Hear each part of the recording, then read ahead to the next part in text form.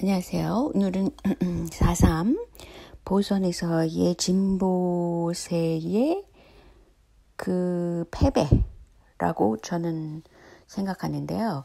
그것은 이미 예견됐던 것이어서 굉장히 저는 크게 놀라지 않고 오히려 막판 500표로 뒤집기를 했다고 노회찬 이름을 걸고 또다시 승리를 했다는 식의 해석을 한다는 건 정말 조금 유치한 수준이라고 생각합니다.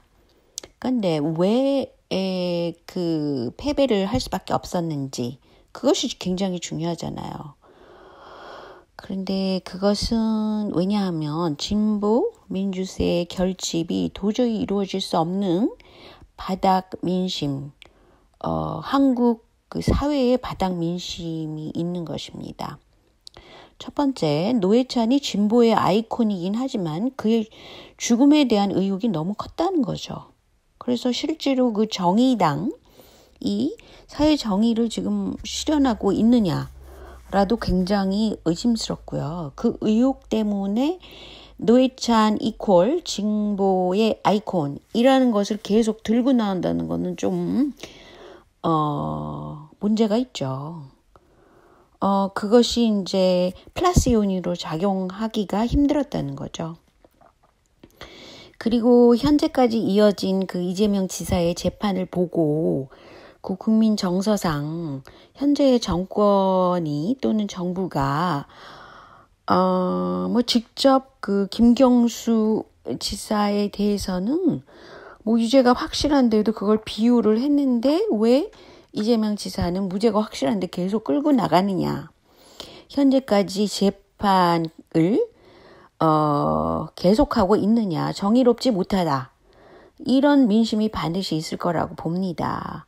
특히 진보나 민주세라는 것은 뭐예요? 사회 정의가 무엇인가에 굉장히 그 관심을 둔 그런 지지층이라는 거죠. 그러니까 그 지지층이 움직이려면 적어도 사회의 정의로운 그런 세력이 그 선거의 대표 후보 이런 그 네임으로 나와야지 그 지지층이 움직인다는 거죠. 일단은 그래서 정의롭지 못하다 이런 것이 그 바닥 민심이 있을 거라고 생각합니다. 그런데 말이죠. 현재 제가 그 한국의 정치세에 대해서는 결국은 삼성이 원하는 그런 정치 구도를 또 만들 것 같다. 차기에. 그런 것은 황교안을 띄워주면서 그 민주 진보세의 그 세력을 축소시키는 그런 쪽으로 갈 거라고 저희가 계속 보고 있잖아요. 저는 그런 쪽을 보고 있습니다. 결국은 정의당이라는 것은 뭐예요? 여가부, 특별히 그 여가부의 그 정책을 추진하겠다 그런 세력이잖아요. 근데 여가부가 얼마나 지금 민심에서 두드려 맞고 있습니까? 비판을 받고 있습니까? 그럼에도 불구하고 그거는 상관없이 일종의 뻔뻔한 그런 쪽인 것이 정의당계의 정치인들이 하는 행보라고 볼 수 있어요. 그럼에도 불구하고 정의당이 마치 사회 정의인 것처럼 계속해서 무엇의 축을 이루려고 그러잖아요. 그리고 지금 막판에서 뒤집기를 한 거를 보면은 어느 정도 그 정의당이 축이 돼서는 안 된다. 오히려 그 민주당계의 정치인들이 또 기타 등등의 정치인들이 정의당으로 흡수돼가지고 어떤 후보를 낸다? 그러면 굉장히 비난을 받지 않는 것이 다행이다. 그 정도로까지 지금 정의당 중심의 정치세를 추구해서는 안 된다는 거죠. 가장 핵심은. 왜냐하면 여가부를 없애지도 않고 문재인 정부에서 어떤 조국 민정수석 중심의 뭔가를 또 추진하려고 그러고 있기 때문에 굉장히 그 민심들은 어정쩡하다고 봅니다. 그래서 그런 게 있고요. 그런데 이제 현재까지의 국제적인 기류가 트럼프, 시진핑 그것에 추구하는 방향들을 보면은 결국은 미국 중심으로 가느냐, 또 중국 중심으로 가느냐. 한국은 끼인 세대로 굉장히 끼인 그 입장에서 굉장히 힘들 거라고 생각합니다. 그런데 지금 현재까지 나온 자료에서 보면은 중국 중심으로 가서는 한국인들이 가장 걱정하는 공기오염 해소를 할 수 있을까? 그게 불가능하다고 생각합니다. 왜냐하면 중국이라는 나라는 그 중국몽이라든가 또는 동북공정 그 문제에 대해서 굉장히 그 한국을 자기네 맛대로 하려고 그러는 입장이 좀 있어요. 그러니까 공기 오염을 당연히 한국한테 넘겨주는 거를 염려를 해야 되는데 그것을 하지 않고 있다는 점. 그래서 중국 쪽으로 더 공조를 해서는 저는 안 된다고 보는 게 있습니다.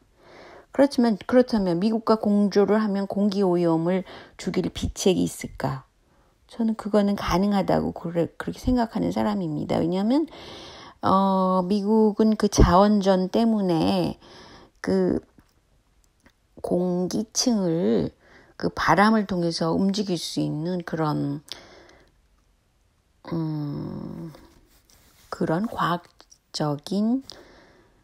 과학적인 그 대안책을 가지고 있는 나라라고 저는 생각하고 있어요. 그것에 대해서는 제가 자세히 얘기를 하기가 좀 곤란한데, 왜냐하면 전에 이런 얘기를 하려고 그랬더니 굉장히 태클이 심하게 들어왔었거든요. 근데 어쨌든 알래스카에 그런 기지 전략이 있다고 그러죠. 그렇다면 그럼 미국과 공조하면 한국은 그 세균전 등등 그 5G 등등의 테스트베드 국가의 그 위험성, 국민이 겪는 위험성을 면할 수 있을까? 면하지 못한다고 또 생각합니다. 그래서 이것이 중국 중심이냐, 미국 중심이냐 이런 쪽으로 가다가는 굉장히 그 국민의 안전도가 위태롭다고 생각을 합니다. 그렇지만 또 우리가 생각해야 될 거는 중국 중심으로 가면 경제적인 것에 전략적인 장단점이 있을 수 있어요. 그렇지만 이것이 그 한국의 문제는 한반도의 통일은 아니더라도 서로 남북이 공조해서 나갈 수 있는 정책 방향에 어느 정도 플러스가 되느냐. 그것을 또 생각해야만 되죠. 근데 이제 미국과 공조를 하면 남북 관계에 있어서 스무스하게 어떤 대안책이 있을 수 있는가? 그것이 있다 없다. 그것에 대해서 그 가능성을 가지고 미국과 공조를 해야 될 건가 말 건가를 결정해야 된다고도 생각합니다. 그러니까 사실은 제가 이재명 지사를 지지는 하지만 국제적인 그 전략상 지금 지나치게 중국과 가까이 가야 할까?